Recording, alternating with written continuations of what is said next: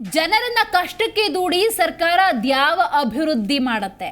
ಇದು ಮಾಜಿ ಸಿಎಂ ಬಸವರಾಜ ಬೊಮ್ಮಾಯಿ ಅವರು ಕೊಟ್ಟಿರುವಂತಹ ಸ್ಟೇಟ್ಮೆಂಟ್. ಜನರನ್ನ ಕಷ್ಟಕ್ಕೆ ಹಾಕಿ ಅದ್ಯಾವ ಅಭಿವೃದ್ಧಿ ಮಾಡ್ತಾರೆ ಇವರು? ಗ್ಯಾರಂಟಿ ಅಲ್ಲ, ಇಡೀ ಆರ್ಥಿಕ ವ್ಯವಸ್ಥೆಯನ್ನೇ ಹಾಳು ಮಾಡಿದ್ದಾರೆ.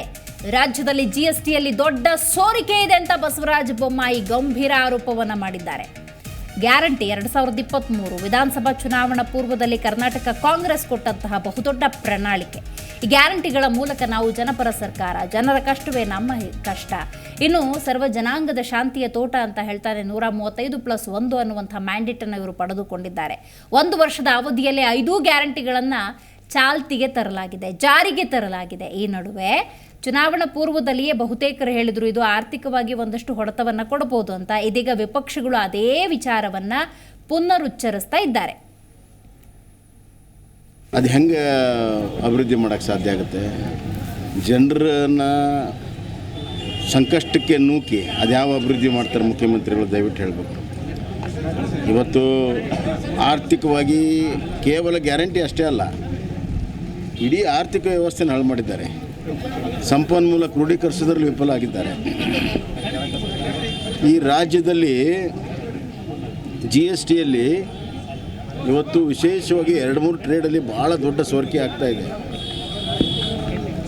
ಸ್ಕ್ರ್ಯಾಪ್, ನಾನು ಹೇಳ್ಬಿಡ್ತೀನಿ, ಸ್ಕ್ರ್ಯಾಪ್ ಡೀಲಿಂಗಲ್ಲಿ ದೊಡ್ಡ ಪ್ರಮಾಣದ ಸೋರಿಕೆ ಆಗ್ತಾ ಇದೆ. ಮುಖ್ಯಮಂತ್ರಿಗಳು ಸುಮ್ಮನೆ ಕೂತಿದ್ದಾರೆ. ಯಾಕೆ? ಸ್ಕ್ರ್ಯಾಪ್ ವ್ಯವಹಾರದಲ್ಲಿ ದೊಡ್ಡ ಲೀಕೇಜ್ ಆಗ್ತಾ ಇದೆ, ಅಡಿಕೆ ವ್ಯಾಪಾರದಲ್ಲಿ ಲೀಕೇಜ್ ಆಗ್ತಾ ಇದೆ, ಪ್ಲಾಸ್ಟಿಕ್ ವ್ಯಾಪಾರದಲ್ಲಿ ಲೀಕೇಜ್ ಆಗ್ತಾ ಇದೆ. ಸರಿಯಾಗಿ ಬಿಗಿ ಕ್ರಮ ತೆಗೆದುಕೊಂಡ್ರೆ ಅಲ್ಲೇ ಸಾಕಷ್ಟು ಆದಾಯ ಬರ್ತದೆ.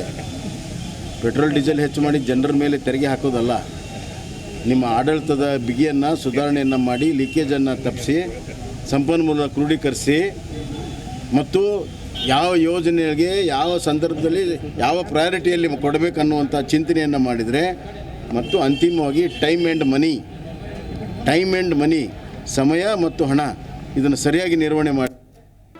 ಜಿ ಕನ್ನಡ ನ್ಯೂಸ್ ಈಗ ನಿಮ್ಮ ಮನೆಯಲ್ಲೇ ನೋಡಿ. ಎಲ್ಲ ಕೇಬಲ್ಗಳಲ್ಲಿ ಈಗ ಲಭ್ಯ.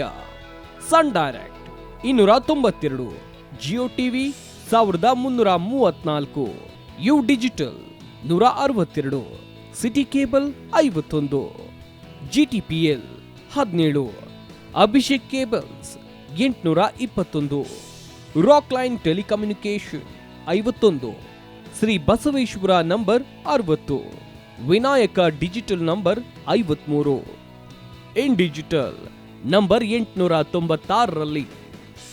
ನಿಮ್ಮಿಸ್ತದ ಜಿ ಕನ್ನಡ ನ್ಯೂಸ್ ನೋಡಿ ಆನಂದಿಸಿ.